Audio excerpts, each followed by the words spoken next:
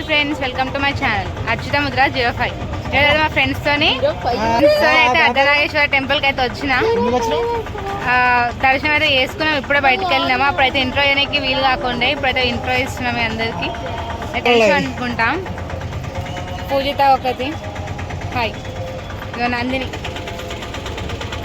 Hi friends, welcome.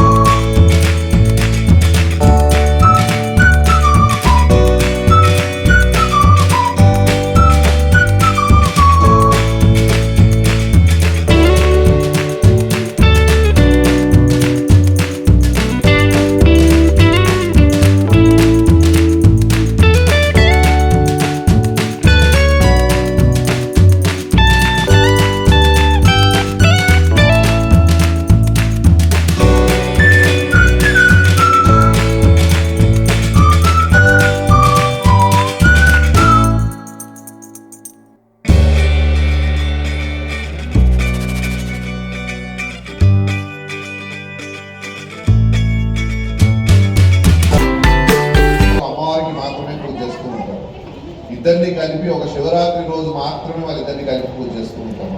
మిగతా వాళ్ళని ఎక్కడ కూడా కలిపి పూజించడం. సో ముఖ్యంగా మాకు అమ్మవారు ఇచ్చిన ఆదేశం వాళ్ళిద్దరిని కలిపి పూజించడం. ఇక్కడికి వచ్చే భక్తులకు అందరికీ కూడా అసలు ఆ ఆది దంపతుల పట్ల మనం ఎటువంటి తప్పులు చేస్తున్నాం అనే విషయాలు కొన్ని మాకు అమ్మవారు చెప్పడం జరిగింది. అదే విషయాలు నేను ఇక్కడికి చెప్పబోతున్నాను. దాంతోపాటుగా అర్ధనారీశ్వర రూపం గురించి మనకి ఎవరికి కరెక్ట్గా తెలియదు. మనకు తెలిసినది ఏంటంటే బుక్కులలో రాసింది శివుడు అమ్మవారికి సగభాగం ఇచ్చిండు, లేదంటే ఒక ఋషి శాపం వల్ల వాళ్ళిద్దరికి ఒకటైనారని చెప్తుంటారు. అంతకు మించి మనకు అర్ధనారీశ్వర రూపం గురించి ఎవరికి తెలియదు. కానీ మీరు తెలుసుకోవాల్సిన విషయం ఏంటంటే ఈ సృష్టికి మూల కారణమైన రూపం అది. సో చాలా ఇంపార్టెంట్ అయిన ఇన్ఫర్మేషన్. నేను చెప్పిన విషయాలు మీరు ఎక్కడ కూడా చదివినట్టు కానీ విన్నట్టు కానీ కూడా ఉండదు. మీరే చెప్తారు దాని తర్వాత నేను చెప్పిన తర్వాత. సో దీంతో పాటు ప్రతి సోమవారం మనం శివుడికి అభిషేకం చేస్తూ ఉంటాం కదా. ఒక శివుడికి మాత్రమే మన చేతితో అభిషేకం చేస్తాం. మరి ఎందుకు చేస్తాం? వేరే ఏ దేవుళ్ళకి కూడా మన చేతితో అభిషేకం చేయాలి. ఒక శివుడికి మాత్రమే మన చేతితో అభిషేకం చేస్తాం. మరి ఎందుకు చేస్తారనే విషయాలు కూడా మీరు తెలుసుకోవాలి కదా. సో అందుకోసం కానీ చాలా ఇంపార్టెంట్ అయిన ఇన్ఫర్మేషన్. మీరు చాలా జాగ్రత్తగా ఇంతకుముందు విన్న వాళ్ళు ఉంటే మాత్రం సైలెంట్గా ఉండండి. సో మొదటిగా ప్రతి సోమవారం శివుడికి అభిషేకం చేస్తుంటారు. శివుడికి అది ఇష్టం, ఇది ఇష్టం అంటుంటారు. అసలు శివయ్యకి ఏది ఇష్టం చెప్పాలి? పత్రి, బిలోపత్రం, ఇంకా భక్తి, ఇంకా నారికేలం, అంతేనా? వాటర్, జలము, అభిషేకం, ఇంకా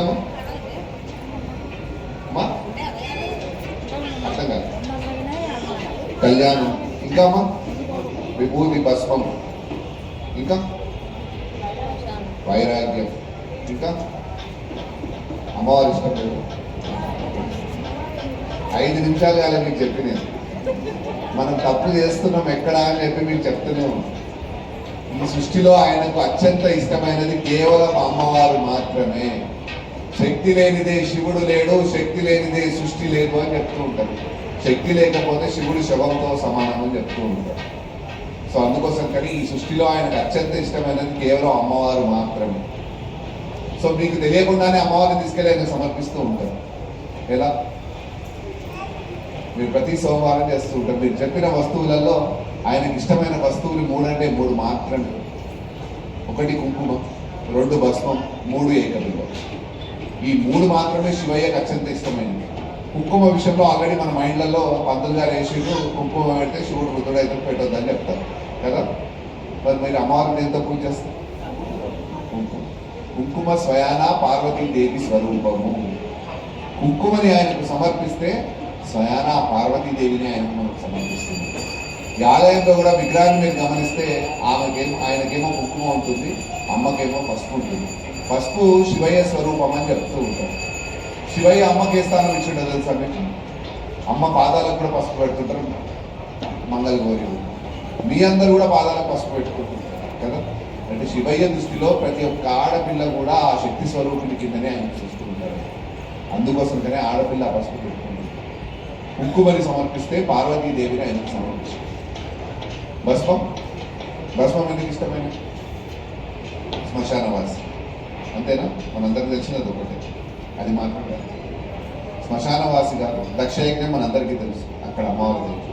ఆమె లేని లోకం నాకు వద్దు, ఆమె స్పర్శలోనే నేను బతకాలని ఆ భస్మాన్ని మాత్రమే ఆయన రుద్దుకున్నాడు. కానీ మిగతాది ఏదైతే లేదు, నేను చండాలను తీసుకొచ్చి పోస్తారో ఆ తప్పు మీరు చేయకండి, చేసే వాళ్ళని ఆపండి.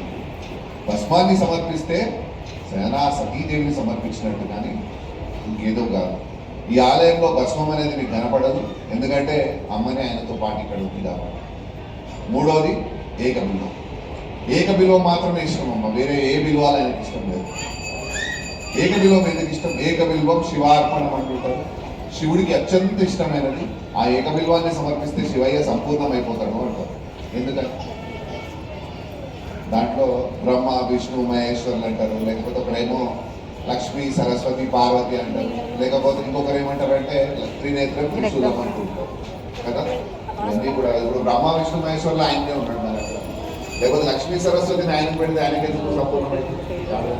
సో ఇక్కడ మనం తెలుసుకోవాల్సిన విషయం ఏకబిల్వం గురించి ఎవరికి కూడా తెలియదు.